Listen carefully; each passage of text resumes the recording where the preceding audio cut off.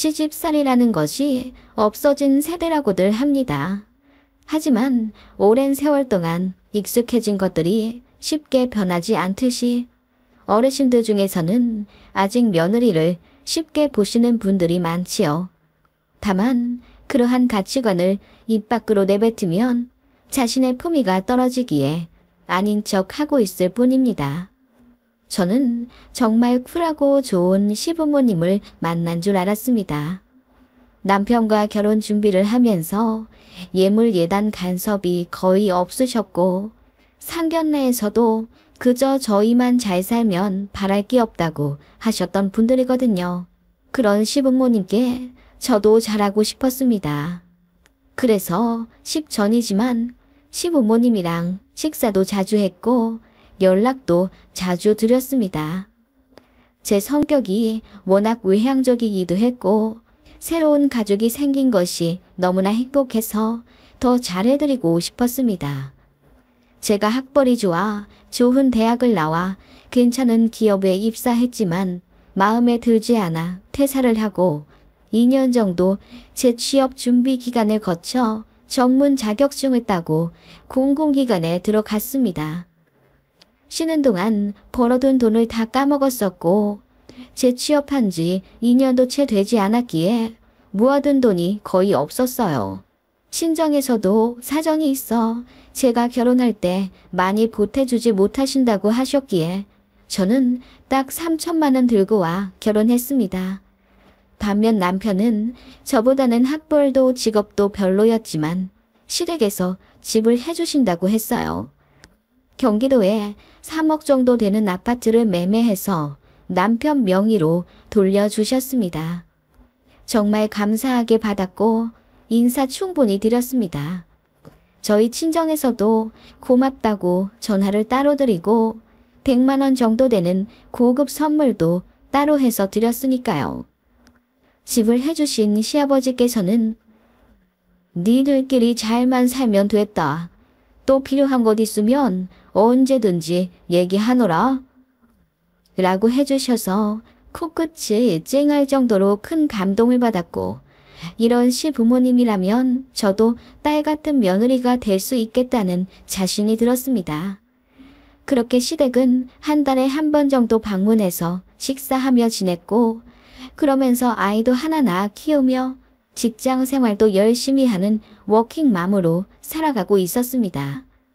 그러던 와중 남편이 지방으로 발령이 나면서 평일에는 혼자 큰 집에서 아이를 키우며 살게 되었죠.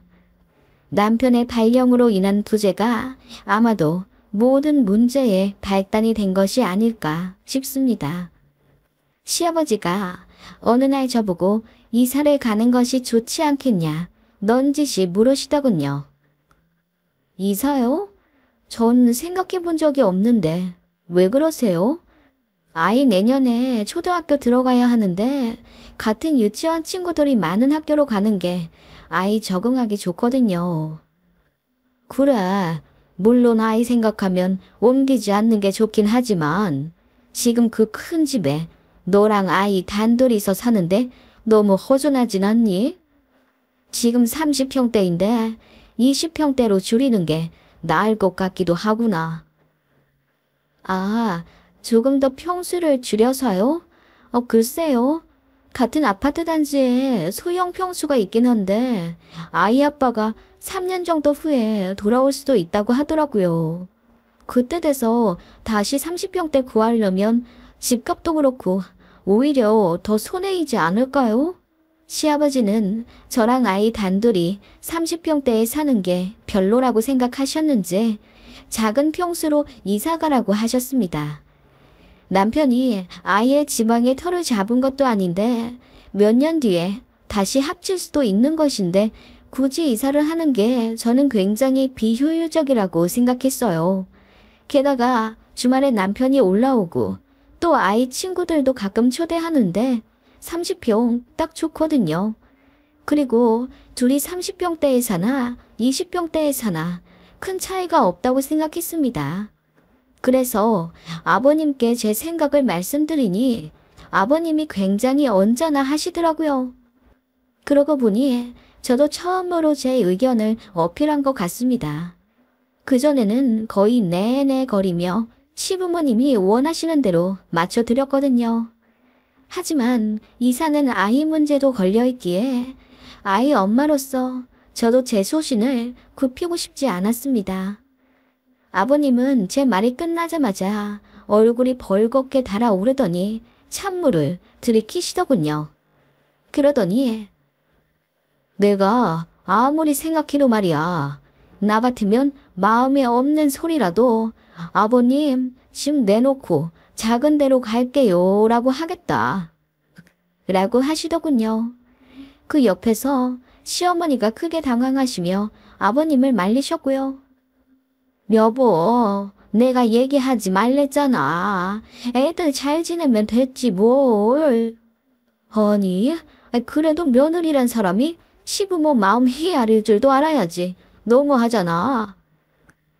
아버님은 평소에 시어머니 앞에서 저에 대한 불만을 토로하셨던 듯 보였습니다.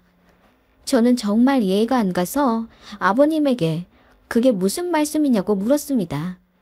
그랬더니 아버님이 호통을 치시며 내가 너만 잘 먹고 잘 살라고 그 큰 집을 해준 것 같으냐? 네 아들도 잘 살으라 집 해준 거지.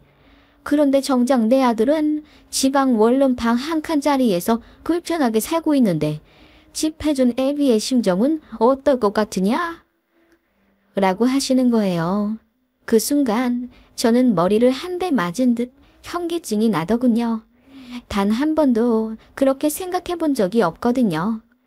아버님은 남편이 지방으로 발령 난다는 소식을 듣자마자 아들 내외에게 해준 집부터 생각이 나셨던 모양이에요.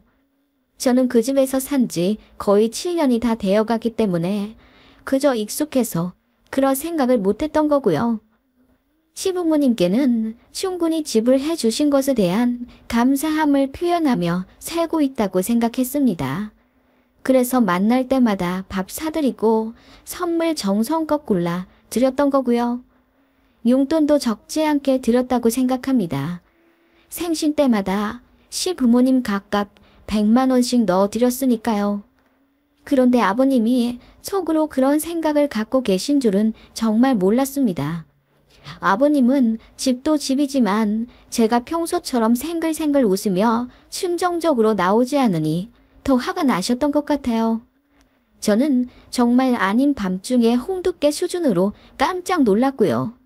그날 저희 아이도 할아버지가 호통치시는 모습에 놀라 울고 불고 하는 바람에 분위기 안 좋게 식사 마치고 집에 왔습니다. 그리고 남편에게 전화 걸어 모든 사실을 알렸더니 한숨을 내쉬며 사실 자기도 알고 있었다고 하더군요. 발령 난다는 소식을 듣자마자 아버님이 집 얘기부터 하셨답니다. 아들 없이 며느리랑 손녀만 30평대에 사는 게 마음에 안 드니 집을 새를 주어 20평대나 10평대 작은 평수로 살다가 아들이 돌아오면 세입자 나가게 하고 원래 집으로 들어오라 하셨답니다. 아니면 시부모를 들어오라 시키게 하라고요. 남편은 말도 안 되는 소리라며 거절했고 그런 말 며느리한테 절대 하지 마시라 신신당부했다고 합니다. 그래서 저는 까맣게 모르고 있었죠. 그런데 아버님은 그 큰 집에서 저랑 제 딸만 잘 지내고 있는데 내내 배알이 꼴리셨던 겁니다. 그렇게 생각하셨을 거라고 상상도 못했어요. 제가 너무 이기적이고 아둔한 탓일까요? 남편 얘기 듣고 나서 저도 기분이 안 좋아 시어머니께 전화드려 집을 내놓겠다고 했습니다. 그랬더니 어머님이 막 우시면서 그럴 필요 없으니 그 집에서 계속 살으라며 아버님 고집이 대단해 생각을 바꾸게 할 수가 없었다고 하십니다. 그래서 그런 어머님을 달래며 저도 속상하다고 했죠. 아버님은 며칠 뒤 저에게 장문의 문자로 언성 높인 건 미안하고 그 집에서 계속 살되 시부모에게 조금 더 잘했으면 좋겠다고 하셨습니다. 저는 지금보다 더 잘하는 건 어떤 걸까 깊게 생각해 보았습니다. 지금도 남편 없이 한 달에 한 번씩 시부모님을 뵙고 안부 전하며 생신, 명절도 잘 챙겨드리는데 여기서 더 잘하라는 건 어떤 걸 의미하는 걸까 싶더라고요. 제가 아버님께 전화드려 아버님의 의중이 대체 무엇이냐고 물어봤습니다. 그랬더니 아버님께서 헛기침을 하며 남들은 생일날 되면 며느리가 차려주는 생신상 받는다더라. 난 물론 그런 거 바라지도 않았어. 우리 며느리 일하느라 바쁘니까. 그치만 한 번쯤은 차려줘야 하지 않겠니? 결혼한 지 곧 있으면 10년이 다 되어가는데 네가 해준 계란 후라이 한번 해먹어 본 적이 없구나. 라고 하시더군요. 저는 요리를 잘 하지 못합니다. 결혼 전에 남편도 이미 알고 있었고요. 저는 정말 간단한 요리만 할 줄 알아요. 아이 이유식도 업체에서 사다 먹였어요. 이런 저를 누군가는 한심하다, 엄마도 아니다, 손가락질 하겠지만 요리에 재능도 없고 취미도 없습니다. 그래서 일주일에 2번씩 식사 이모님이 오셔서 반찬 만들어주고 가세요. 아이가 먹을 음식이다 보니 식재를 왜 돈 안 아끼고요. 제가 가정주부도 아니고 월 500만 원 이상씩 버는데 그 정도는 투자해도 된다고 생각합니다. 그런데 시아버님은 저의 그런 점이 못 견딜 정도로 마음에 안 드셨던 거고 어머님이 옆에서 요즘 애들 다 그런다. 우리 며느리도 일하느라 바쁘지 않느냐 등의 말로 아버님을 말리셨다고 하네요. 전 꿈에도 몰랐고요. 제 남편도 요리 못하는데 제가 요리 못하는 게 무슨 큰 흠이 될까요? 하지만 아버님은 아니셨던 겁니다. 평생을 어머님이 차려주시는 식사로 대접받다 보니 아들인 마누라한테 아침도 못 얻어먹고 가고 며느리가 집에서 요리도 제대로 안 하고 사니 영 못마땅하셨던 거죠. 아무리 용돈을 드리고 찾아뵙고 안부 인사를 드려도 아버님은 그저 제가 요리를 못한다는 이유, 시부모님께 직접 만든 식사를 대접 안 했다는 이유로 마음 한켠에 불만이 있으셨나 봅니다. 솔직히 말해 저도 억울한 면이 있기에 모른 척하면 그만이었습니다. 하지만 제가 지금 살고 있는 집이 아버님이 해주신 집이고 아이가 내년이면 초등학교에 들어가기에 이사는 지금 상황에서 좋은 방법이 아니었습니다. 그래서 이사를 가더라도 2, 3년은 이 집에서 버텨야 했기에 좋은 게 좋은 거라고 아버님 비위를 조금 맞춰드리자 싶더군요. 그래서 몇 주 뒤에 있을 아버님 생신에 제가 직접 요리하겠다 말씀드렸고요. 솔직히 기분 좋게 준비하진 못했어요.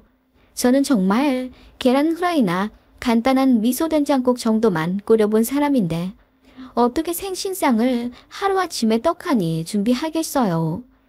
그래도 음식을 사지 않고 제가 직접 해보고자 인터넷 열심히 뒤져가며 공부했습니다. 미리 연습도 해보고요. 그렇게 생신 전날 잡채도 해놓고 미리 미역국도 푹 끓여놨습니다. 생신 당일날에는 밀폐 유나베를 하고 소고기도 20만 원어치 사다 놓았습니다. 나물 같은 것도 괜히 샀다가 한 소리 들을지도 모르니 그냥 제가 했어요. 태어나 처음으로 시금치도 데쳐보고 야채전도 해봤네요. 남편은 밤에나 도착한다길래 남편도 없이 그렇게 한 상 차려놓고 시부모님을 초대했습니다. 어머님이 엄청 놀라워 하시더군요. 아버님도 이걸 정말 제가 다 했냐며 재차 물으셨고요. 그런데 상을 보시고 좀 실망스러워 하신 듯 합니다. 아버님은 한 상 가득 상다리 부러질 정도의 잔치상을 기대하신 것 같았는데 제가 차린 건 가짓수가 그렇게 많지가 않았거든요. 처음으로 해보는 거라 시간이 정말 오래 걸린 것에 비해 나온 결과물은 많지가 않더라고요. 저는 시금치도 2단이나 낑낑거리며 데쳤는데 다 무치고 나니 2주먹밖에 안 되어서 얼마나 놀랐는지 몰라요. 어머님은 저보고 고생 많이 했다, 대단하다 칭찬을 늘어 놓으셨지만 아버님은 그냥 별말 없이 수저를 드시더군요. 그리고 무언가 꼬투리를 잡고 싶어 하신 듯 고기를 굽는 건 쉽지. 그냥 사다가 불판에 구우면 땡이잖아. 어른 생일상에 별로 어울리는 건 아닌 것 같다. 라고 하시더군요. 제가 당황해서 그래도 등급 좋은 소고기로 20만 원어치나 사온 거라고 했더니 돈이 문제가 아니라 정성 문제라고 하시더군요. 네 시어머니는 가족 생일날 되면 전날부터 고기 재워다가 갈비 해주고 그랬다. 갈비가 얼마나 어려운 음식인지 아니? 구울 때는 또 탈까봐 몇 번이나 뒤집어줘야 하는데. 아, 갈비요. 생각도 못 해봤는데 갈비는 정말 자신이 없더라고요. 자신이 없는 게 아니라 성이 문제인 거지. 그래도 뭐 수고했다. 어머님이 하신 것에 반의 반도 안 되는 생신상에 실망하신 아버님은 그렇게 뚱한 채로 식사를 하셨어요. 그거 보니 속이 부글부글 끓어오르더군요. 마음 한켠에서는 해줘도 난리시네 라는 생각이 들었고요. 그래서 저도 기분이 안 좋아 표정을 굳히고 있으려니 아버님이 저더러 한 소리 했다고 삐졌냐 하시더군요. 그래서 저도 나름대로 열심히 준비한다고 했는데 안 좋은 소리만 하시니 기운이 빠졌다고 했어요. 그랬더니 아버님이 숟가락을 탁 내려놓으시며 내가 너를 너무 오냐오냐 대한 것 같구나. 요즘은 며느리를 상전대우하는 게 신식이라길래 너한테 모진 소리 한 번 안 했다. 집 해주고 생일상 한 번 못 받아봤지만 꼭 참았어. 라고 하시더군요. 그 순간 분위기가 안 좋아질 것 같았는지 어머님이 바로 아이를 데리고 방에 들어가시더군요. 저도 화가 나서 시아버지에게 아버님, 제가 그동안 며느리돌이 못한 게 뭔데요? 요즘 세상에 아무리 근처에 산다고 한 달에 한 번 이상 시댁, 그것도 남편 없이 애 들쳐매고 혼자 찾아가는 며느리가 어딨다고 그러세요. 연락도 자주 드리고 때마다 감사 인사며 안부 인사도 드리잖아요. 일하면서도요. 라고 따지니 아버님이 제 이런 모습에 너무 놀라셨는지 이까지 덜덜 떠시더군요. 아버님, 제가 요리를 못하는 건 맞지만 그렇다고 해서 제가 수준 이하의 아내, 엄마, 며느리는 아니라고 생각해요. 제일 열심히 하고 있고 가족에게 잘한다고 생각했어요. 그런데도 마음에 안 드시는 거면 그건 아버님 욕심 아닐까요? 그랬더니 시아버지가 할 말이 없는지 그저 씩씩대기만 하시더군요. 그러더니 마침내 입을 여시고는 잔소리 한 번 안 하고 오냐오냐 해줬더니 시아버지 무서운 줄 모르는구나. 집에 돈 하나 안 보탠 주제에 너 이따위로 볼 거면 내가 해준 집에서 당장 나가라 라고 하시더군요. 저는 그 말에 너무나도 화가 났고 시아버지께 정이 바로 떨어지더라고요. 그래서 알겠다고 하고 2주 안에 짐 다 뺄 테니 알아서 부동산 내놓으시던지 마음대로 하시라 했습니다. 그러자 시아버지가 저에게 손가락질을 하며 네 자식 생각은 안 하더냐. 이럴 때는 그냥 아버님 죄송합니다 하면 되는 것이다. 나가랜다고 홀랑 또 나갈 생각을 해. 라고 하시더군요. 아버님은 자식 생각 안 하세요. 아버님이 이렇게 나오시면 아들 가정은 평탄할 거라 생각하시나 보죠? 저 그냥 이혼하려고요. 제가 뭐가 모자라서 이런 모질의 취급을 받아야 하는지도 모르겠고 저 나름대로 아버님이랑 잘 풀어보자고 안 해본 놀이까지 해가며 생신상 차려드렸는데 그놈의 갈비 하나 없다고 툴툴대시는 거 보니 잘 지내긴 글렀네요. 저 집 안 해온 건 맞는데요. 남편보다 능력 있어서 돈 더 많이 벌어요. 그러면서 아이 키워 혼자 다 하고 시부모님께 도리하며 살았다고요. 발령나서 홀로 원룸살이 할 아들보다 이 큰 집에서 동동거리며 혼자 애 키우고 이래야 하는 며느리 생각은 절대 생각 안 나시나 보죠. 제가 분노에 차서 아버님께 울분을 터뜨렸습니다. 그 순간에는 정말 이혼하고 싶더라고요. 그랬더니 제 말에 아버님이 온몸을 사시나무처럼 떨며 황당해 하시더군요. 저는 그대로 이사갈 준비해야 하니 시부모님께 나가시라 했습니다. 어머님은 아버님을 향해 원망스런 잔소리를 하시며 우셨고 아버님은 가만히 서 계시다 나가시더군요. 그날 밤 남편이 집에 와서 제 얘기 듣고 미안하다 빌다시피 사과를 했고 저는 그동안 한다고 했는데 이제 더는 시부모님이랑 전처럼 못 지낼 것 같다고 이런 제가 싫으면 이혼하자고 했습니다. 그랬더니 남편이 무슨 소리냐며 전적으로 아버님이 실수했으니 시아버지 안 보고 사는 걸로 하고 이혼은 없던 걸로 하자며 울더군요. 그리고 남편은 시댁에 찾아가 아버님에게 마구 따졌답니다. 집을 담보로 며느리한테 갑질할 생각이었다면 아들 처지부터 보고 판단하셔야 했다고요. 자기가 마누라보다 잘난 것도 없는데 이렇게 잘하는 아내, 며느리, 엄마가 어딨냐며 아버지 때문에 이혼당하면 절대 용서 안 한다고 엄청 대들었다더군요. 저희는 결국 이사 갔어요. 아버님이 나중에 미안하다며 사과까지 하셨지만 저는 더는 그 집에 살기 싫더라고요. 제 능력으로 근처에 30평대 신축 아파트 대출 조금 낀 채로 매매해서 들어왔습니다. 그 사건 이후로는 어머님이랑은 만나되 아버님이랑은 절대 안 보고요.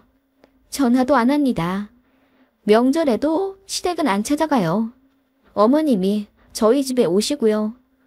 아버님 모시면 문 절대 안 열어드린다고 했습니다. 그렇게 아버님 안 뵙고 산 지 지금 3년이 넘어갑니다. 이런 제가 매몰차다 하실 분들도 계시겠지만 저는 너무 속 시원해요. 아버님은 거의 화병이 나셨다고 하더군요. 괜히 한번 푸닥거리해서 잘난 며느리 기 좀 죽여보려고 했는데 실패하셨으니까요. 남들은 시어머니한테 시댁 갑질 당한다던데 시아버지 갑질이 더 상처가 되는 것 같아요. 아이의 회복도 안 되고요. 앞으로도 아버님한테 며느리 둘이 할 일은 절대 없을 것 같네요. 잘해드려도 욕을 먹으니 그냥 안 하고 사는 수밖에요. 여러분은 어떻게 생각하시나요?